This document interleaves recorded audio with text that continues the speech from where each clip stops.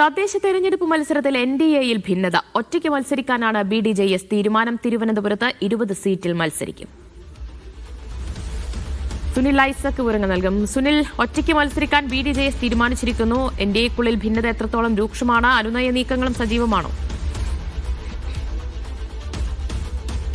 ദിവ്യ, തിരുവനന്തപുരം കോർപ്പറേഷനിൽ 67 സീറ്റുകളിൽ സ്ഥാനാർത്ഥിയെ പ്രഖ്യാപിച്ച് BJP മണിക്കൂറുകൾ പിന്നിടുന്നതിന് മുമ്പാണ് അവരുടെ മുന്നണിക്കുള്ളിൽ വലിയ പൊട്ടിത്തെറി ഉണ്ടാവുന്നത്. NDA സഖ്യത്തിനുള്ളിൽ നിന്ന് അവരുടെ പ്രധാനപ്പെട്ട ഘടകകക്ഷിയായ BDJS ആണ് കലാപക്കൊടി ഉയർത്തുന്നത്.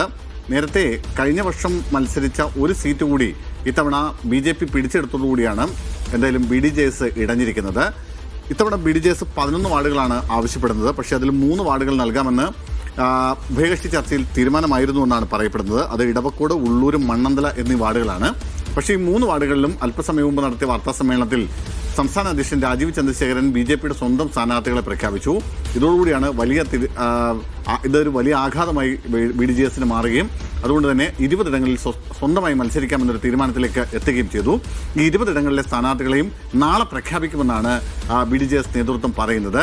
സംസ്ഥാന തലത്തിൽ തന്നെ ഉണ്ടാകുന്ന സഖ്യധാരണകളൊക്കെ പൂർണ്ണമായും BJP ലംഘിക്കുകയാണെന്ന പരാതി നേരത്തെ തന്നെ BDJSന്റെ ചില നേതാക്കളിൽ നിന്ന് ഉയർന്നിരുന്നു. അതിന് പിന്നാലെയാണ് തിരുവനന്തപുരം കോർപ്പറേഷനിൽ ഈ കലാപക്കൊടി BDJS ഉയർത്തുന്നത്. തിരുവനന്തപുരം കോർപ്പറേഷൻ പിടിച്ചെടുക്കാൻ BJP വലിയ സന്നാഹങ്ങളുമായി രംഗത്തിറങ്ങുമ്പോഴാണ് അവരുടെ സ്ഥാനാർത്ഥി പ്രഖ്യാപനത്തിന് തൊട്ടു പിന്നാലെ മുന്നണിക്കുള്ളിൽ വലിയ പൊട്ടിത്തെറിയിലും ഭിന്നതയും ഉണ്ടാവുന്നത്.